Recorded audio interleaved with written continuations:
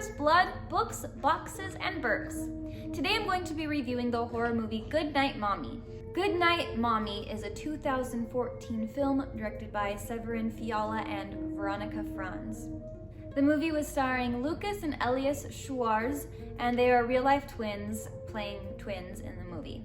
It's all in German, so you have to use subtitles, but I like foreign horror movies a lot because they're very unique and different than American horror movies, and I really like them. So the directors of this movie were the directors of The Lodge. That's why I decided to watch this movie, because I loved The Lodge so much. I was like, if these directors have a movie similar to this, I'm gonna love it. So that's why I ended up getting this movie and buying it and wanting to do a review on it. The main horror element of Goodnight, Mommy is psychological. And as far as blood, there are bloody moments. It doesn't really get bloody though until the end. The first hour of the movie, I'd say it's not really bloody at all. So I give this 3 pints of blood out of 5. The plot of this movie is about 2 twins, and their mother comes home with bandages over her face because she just had facial reconstructive surgery. And when she takes the bandages off, these twins doubt that this is their mother. Throughout the film, they are trying to put the pieces together to figure out if somebody took their mother's place. One of the scary things in this movie was her face with the bandages. The way that they wrapped up the bandages made her face look kind of creepy and nightmarish, like a mask would look. It almost looked like she kind of had a smile through the open slit of the mask, and it's hard to explain, but it looked creepy. You can look it up. Another creepy thing, I know a lot of people have a fear of roaches. I don't, I think they're just bugs. But if you're afraid of roaches, then there's a cool scene in here for you where there's a big, like a fishbowl of roaches, just a bunch of roaches piling up over each other. So the boys think that this mother, because she's acting weird and different, they think that she's not their mother. One thing that they do in the middle of the night, they go into her room and they stick a cockroach on her face, and it crawls in and eventually goes into her mouth. And another thing that happens towards the beginning is the twins are running around playing outside, and they find this dugout, which is kind of like a cave under a hill.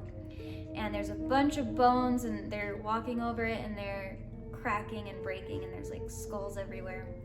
And they find a cat there, and they bring it home. There's one sequence that happens that is a nightmare. The boys are having a nightmare, and the mom is walking into the woods, and she's taking off all her clothes, and she's naked. And then she starts taking off the bandage, and her face is kind of turning monstrous. Her face is like shaking and moving faster than humanly possible, so that it's just a blur. And then before she turns into the monster, they wake up. The cat that they brought home earlier from the dugout, they find it dead, and they assume that this mother is the one that found the cat and was pissed off and killed it. Then they have another nightmare where they go into her room and they take a knife and they slice her stomach open, and cockroaches crawl out of it, and then they wake up again. Here's where the movie starts to get really good and creepy. The mom wakes up, and by this point, she doesn't have bandages anymore. She just has her regular looking face. She wakes up and she's tied to her bed, and the twins have masks. They're like green, weird, creepy looking masks. So these twin boys, they're really young. They look really creepy. And this mom is like strapped to her bed, and she's like, what gives? And they're like, where's our mom? Where's our real mom? Where's our real mom? And she's like, I am your mom, I am your mom, I am your mom. And they just won't believe her. So to get her to talk, they start doing torturous things to her. First, they take a magnifying glass and they angle it to the sun, and they burn a hole into her face, and she's, screaming as it's like, and then she's still insisting that she's their mom. So they take super glue and they shut her lips closed. And then when they're finally ready to let her talk, they take these scissors and they start cutting the glue, and at one point they slice and they miss, and it cuts her lip, and she starts bleeding profusely like everywhere, and she's crying and she's bloody, and her face is like a bloody mess, and her lips are just messed up from all this, from the glue and then the scissors and all the blood and all the dryness.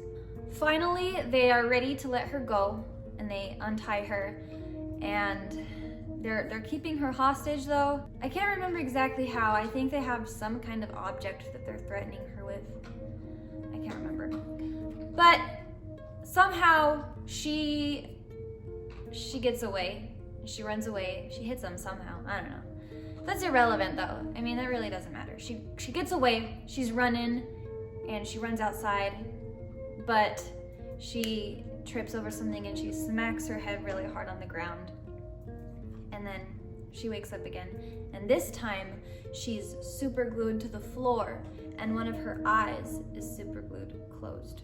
There's a really good plot twist at the end that was pretty dope. I enjoyed it. And I'm not gonna tell you what it is. Ha ha ha.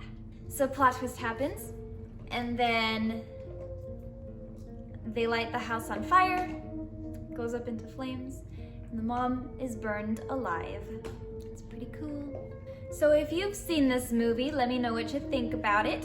If you have any other suggestions for something for me to review, you can leave it in the comments. I've got a list growing, don't worry, I'm seeing your comments and I'm gonna be watching and reviewing all of those. As always, if you liked this video, please give it a thumbs up, subscribe, hit the notification bell, and I'll see you next time. Possible, and she's about to turn into a monster, but then they wake up.